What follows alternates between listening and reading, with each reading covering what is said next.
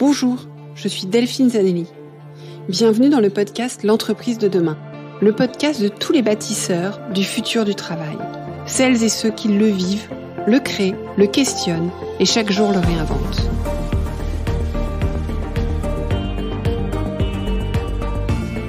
Une entreprise plus vertueuse et soucieuse de son impact social pour une société meilleure.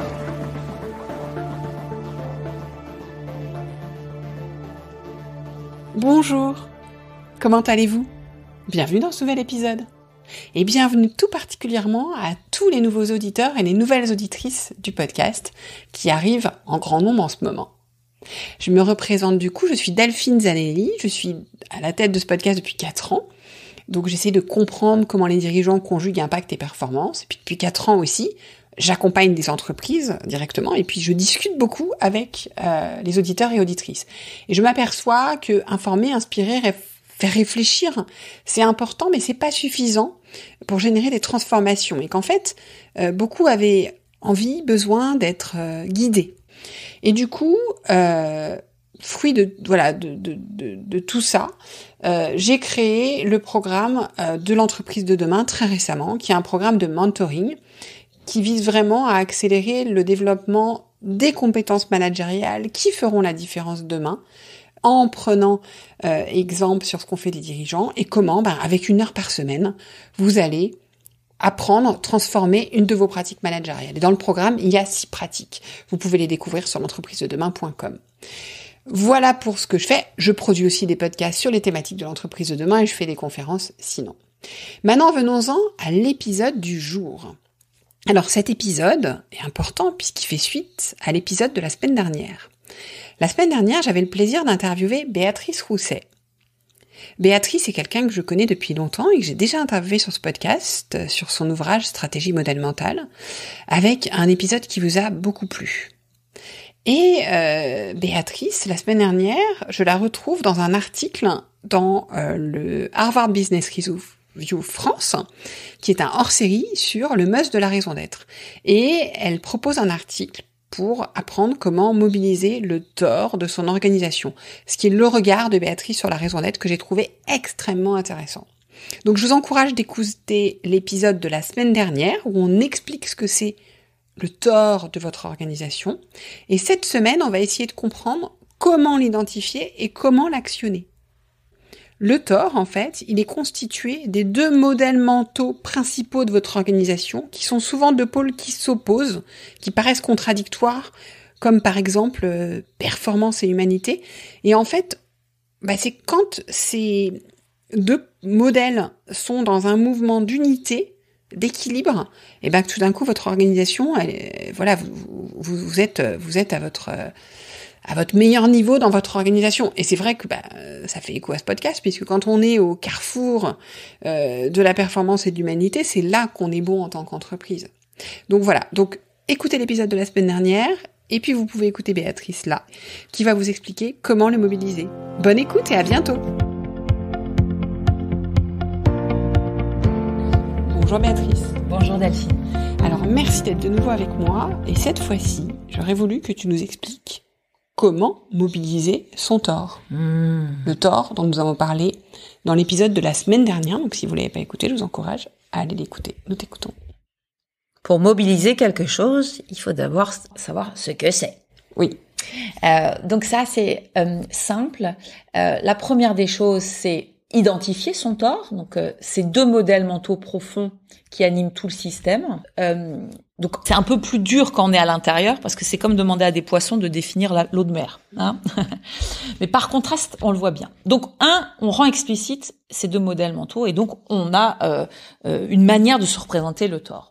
Ensuite, il s'agit d'en faire un outil puissamment stratégique. C'est un outil qui permet de décrypter toutes les situations rencontrées. Très simple.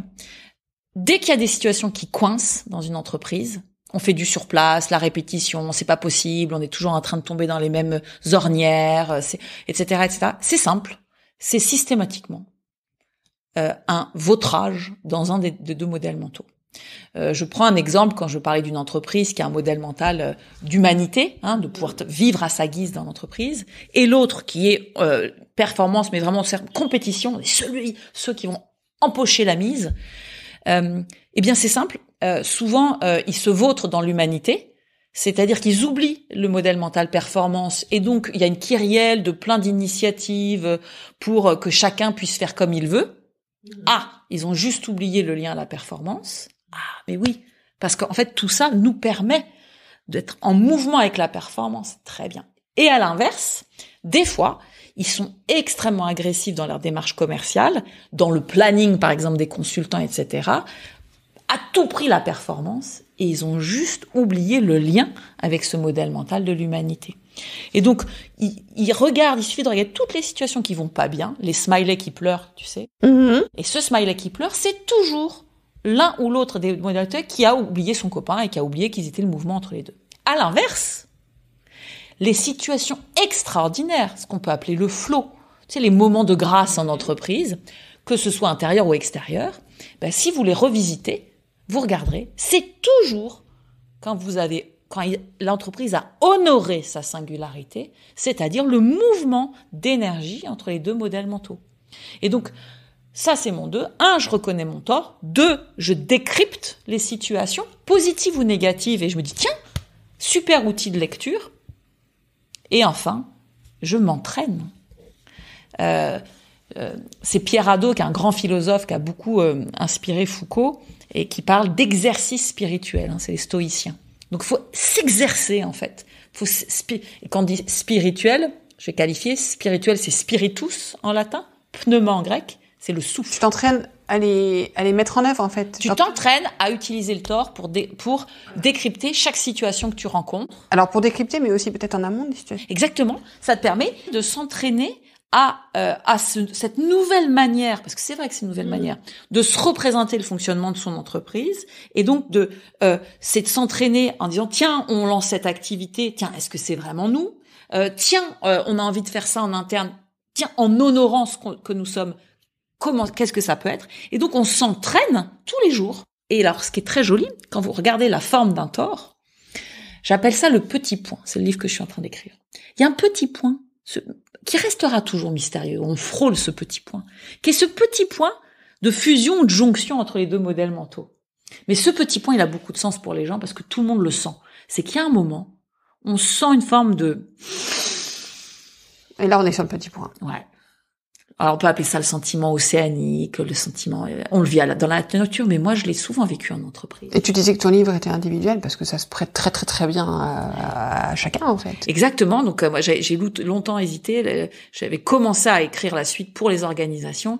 Mais en fait, il y a beaucoup de gens, beaucoup d'individus qui sont venus vers moi, que j'ai accompagnés individuellement, mais c'est la même dynamique. Mais c'est vrai que j'étais assez... Parce que quand je te raconte pour l'organisation... mais que les auditeurs sont aussi des individus. Et en fait, c'est la même chose pour vous individuellement. Ouais. 1, regardez ce qui profondément vous anime, donc discernez. 1, je discerne. 2, je vais aller trouver ce petit point. Et 3, je vais me laisser agir par l'énergie incommensurable qui anime tout le monde. Je le redis, Delphine, c'est assez étrange parce que c'est des choses qu'on fait extrêmement naturellement. Moi, j'ai bizarrement beaucoup travaillé quand il y a eu la première crise Covid, et la plupart des entreprises se sont surprises, alors que c'était l'enfer, que tout s'est effondré, que on comprenait plus rien à rien. Beaucoup d'entreprises, je parle de la première, ont tous réagi avec beaucoup d'énergie, et tous les systèmes, pratiquement avec qui je travaillais, ont trouvé une manière très singulière de répondre à des choses qui semblaient impossibles. Du jour au lendemain, on peut plus faire travailler les gens, etc. Et en fait, c'est grâce à ça que la théorie, elle a émergé. Je me suis dit, mais c'est incroyable. Alors que ça devrait être l'enfer, c'est le contraire. Et en fait, on est passé de l'enfer à l'ouvert, j'ai souvent de coutume de dire.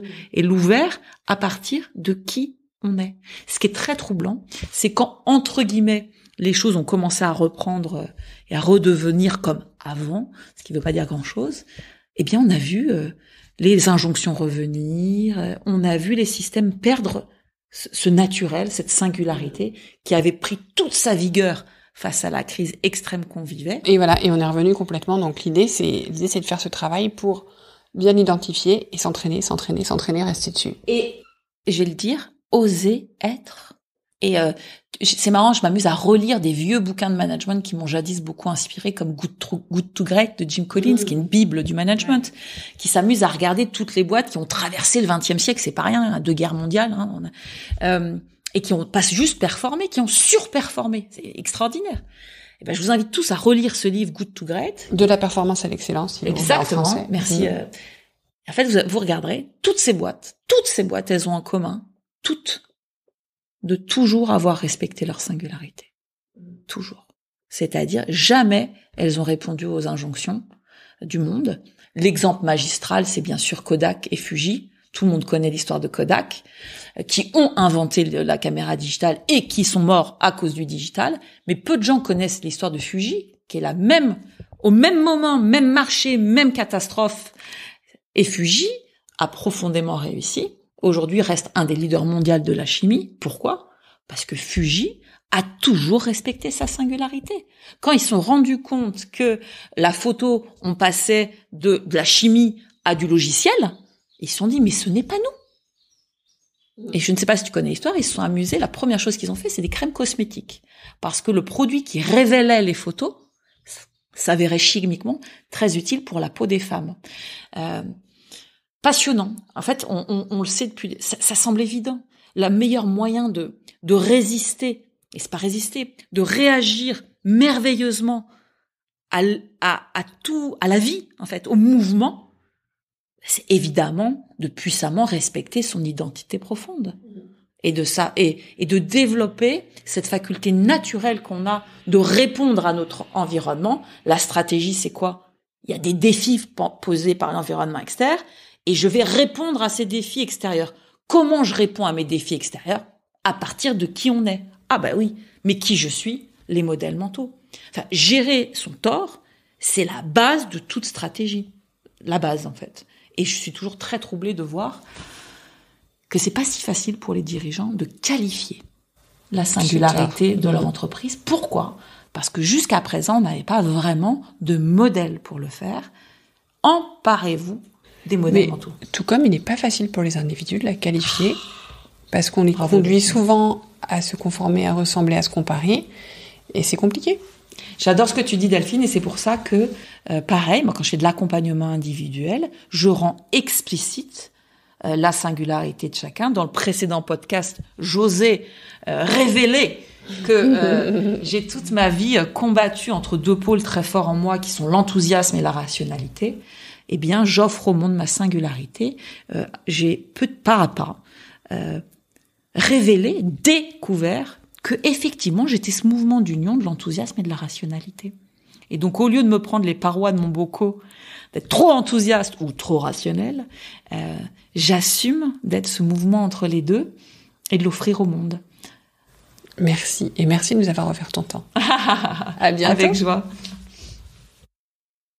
Merci pour votre écoute. J'espère que l'épisode vous a plu. Faites-le moi savoir en laissant des étoiles et des commentaires sur Apple Podcast. Cela me permet de le faire connaître, le podcast, et m'encourage à le poursuivre. Rejoignez-moi également sur le groupe LinkedIn L'Entreprise de demain pour échanger avec d'autres auditeurs, proposer des invités.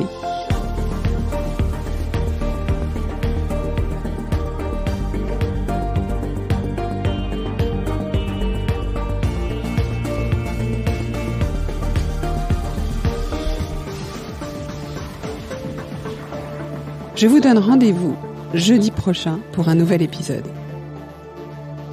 Cette série est produite par Delphine Zanelli et Ose Masterclass. Réalisation sonore Cyril Carillon et au micro Delphine Zanelli.